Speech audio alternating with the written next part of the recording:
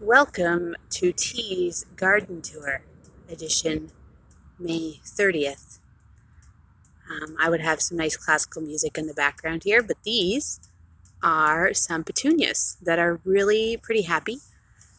Orange or yellow and purple are not my colors, but neighbor Sheena gave me these for free, and free is my bag. So anyway, they seem to be doing well. This is the beautification of the Hatch project. As you can see, I've got some mulch. I've got a tool here. I've got some mulch down to obscure the fact that the children usually dig holes in this little spot, and then it's like really ugly. Then I've got some herbs growing here. These are some basil I just planted a few days ago, and then there's some chives in there, I believe, and maybe cilantro, but I don't remember. That is Jax. We don't know how long or how old Jax is, but sometimes I do math about dog years and stuff. Hi, Jax. And of course, more pleasing view is the Mountain O mulch. It was 5 yards. I think that I put down at least maybe a third, but we'll see. Okay, so as you remember, I'm going to give you a wide view here.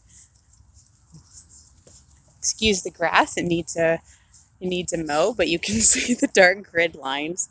Oh, the lawn care nut people! It's a good thing I'm not going to post pictures of it because it would be embarrassing. There's a classic Scott's edge guard line. All right, so remember, we're trying to break up the giant wall of the house. So you can see the hollies are doing pretty well. I'm not great at pruning them, but I'm going to try and make them a little bit thinner next year. Thinner as in like keep them at this width, don't let them go longer. I love this bench placement. It was an inspired choice. So look at this. Even the white plastic chairs to the dark table look better than the black chairs that I own, even though they're plastic chairs. And I've got my little lantern there. Been experimenting with some LED solar charged lights, which you might see hanging off of the roof edge. But anyway, this is a transplanted azalea from the front, and he loves being here. There, can you hear that? That's decomposition at work right now. Isn't that awesome compost? These are my flower planters. I've gone with a medley of pinks and one spike, and then I was at the grocery store and saw a potato vine, so I stuck that in there. These are called Vincia. They're an accidental flower discovery, and I just love them. They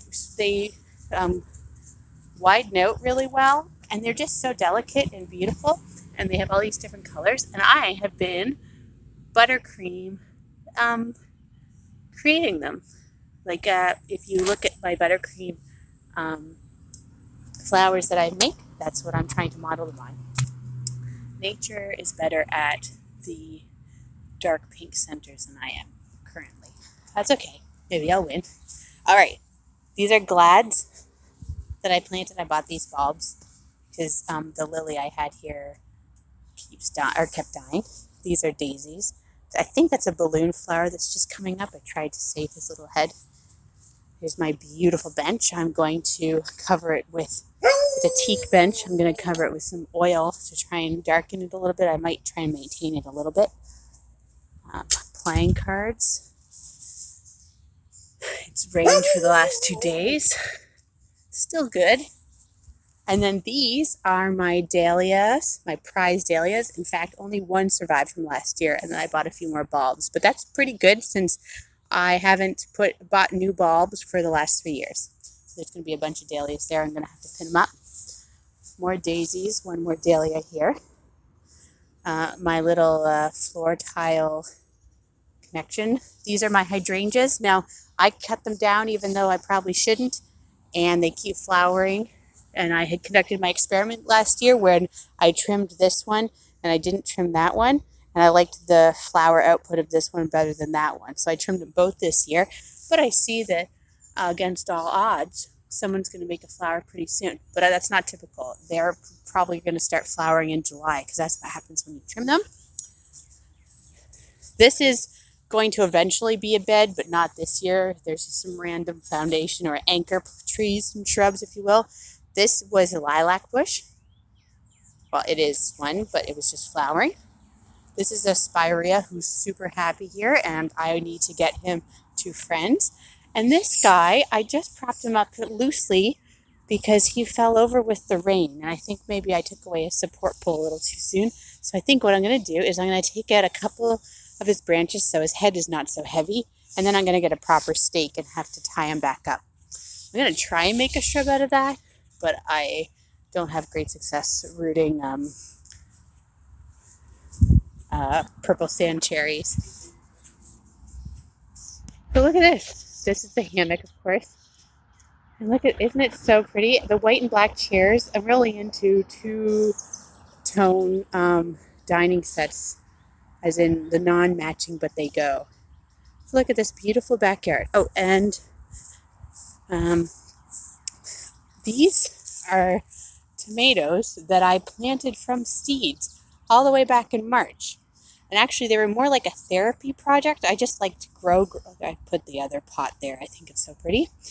There's more like a therapy project. I just like green things growing in March when things are getting desperately winter still. But look at, they took to the outside.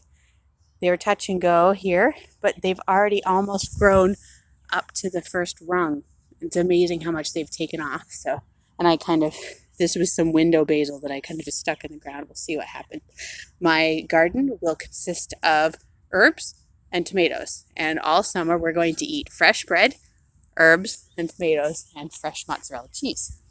And professionally grilled vegetables. Okay, I'm going to stop here. This is the backyard. Ooh, but there's a little peek to the side. Ooh.